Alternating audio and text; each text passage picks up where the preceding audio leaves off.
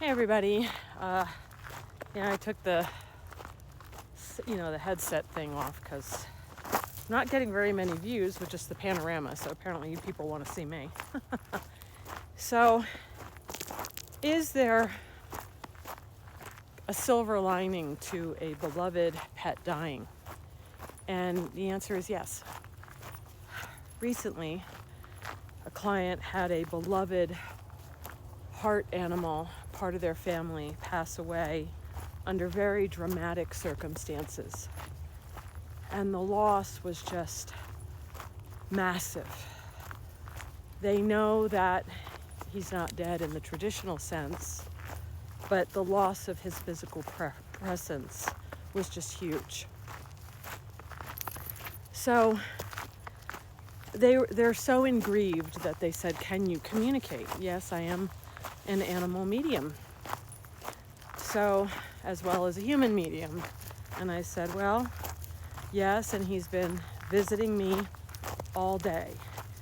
In all my years of working with animals, either who are alive or who have passed, I have never met an animal have such specific requests.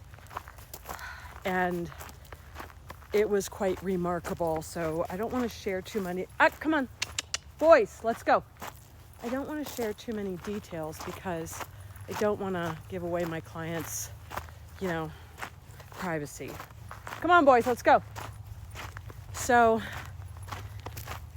he was very specific, the Emerald Zahid. I will share this part of his specificness.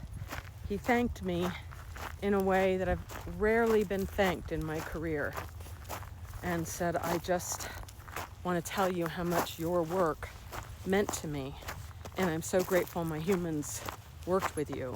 I mean, I was quite stunned. I was driving when he started talking with me and I had to pull over.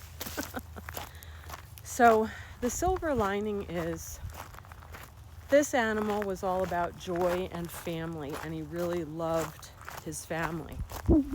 And so as they grieved and were telling me all this incredibly sad and negative things, I said exactly what he asked me to tell them. Please, please celebrate my life. Celebrate what I brought to this family. Celebrate the love. Celebrate the good times. Celebrate everything amazing about me. And one of his requests will literally keep him in the forefront of his family's thoughts, probably forever. To remind the family to love each other and make every day count. That was his biggest thing. Make every day count. You don't know when's your last day. Never, ever leave the house without saying goodbye to your family. Don't just leave the house. Americans do that a lot. They just leave. And it's the worst thing you could do, because you don't know walking out that door if it's the last time you'll ever see each other again.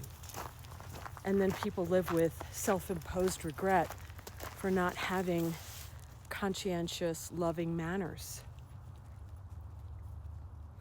So what this animal was saying was, the person said to me, their person said first, I feel like a horrible person.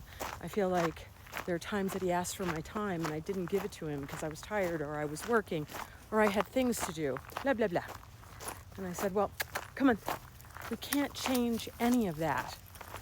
But what you can do is, moving forward, make the time for your family. If there's a family member who needs time and you can make it happen, don't just shrug it off. Make more effort.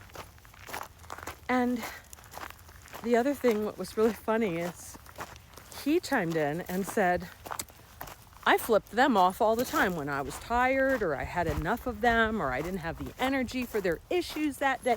Come on, let's go out of it. That I didn't have the energy for their issues. It didn't mean I didn't love them. It just meant in that moment, I wasn't doing it. And the person laughed and said, oh my God, he did that all the time. I don't live in their house. I don't watch behaviors or what goes on. I literally am just telling them what their loved one, in this case an animal, wants me to tell them. That's it. So even though I've worked with this family for 9 years, they were like, you weren't here, but he actually did flip us off and would be like, I'm busy. I don't want to play with you. And I said, well, that's just family stuff, man. It's just family. That's what we do, you know? We argue, we flip each other off. But so if it's bothering you and you can change it moving forward in his honor, make time for each other. Your family is the most important thing, not work. Work, you're replaceable. Work, you'll die. Oh, nice person, nice blah, blah, blah. They'll replace you. Your family, your loved ones can't. So it's very important. So the biggest gift that this animal got, and by the way, they were doing something they always did when he was alive. And he showed up in a particular way that they absolutely knew he was in the room. And I thought, how extraordinary. And she said, was I just making that up? And I said, oh no. And that was the man himself. That was, that was your loved one. That was your pet. And it just made them feel so much better. And even though it was the first morning and day and they had to work and process their grief while working, we had this wonderful chat late in the evening. Yes, I made time late in the evening for my clients that I really do love. I kind of love all my clients in a lot of ways. And got a text this morning saying I slept through the whole night. I woke up crying, but I slept through the whole night. And I said, well, yeah, because your body resonated, your spirit resonated with the messages, which allowed you to sleep. All right, so that's my TikTok today. The light, the silver lining of a pet passing is the lessons of love that they teach us that we can move forward and practice more of in their honor. Have a great day, guys. I love you all. Love that the sun is shining behind me as I talk about beautiful messages from beyond. All right, bye, guys. ConnectedEnergyHealing.com if you need help.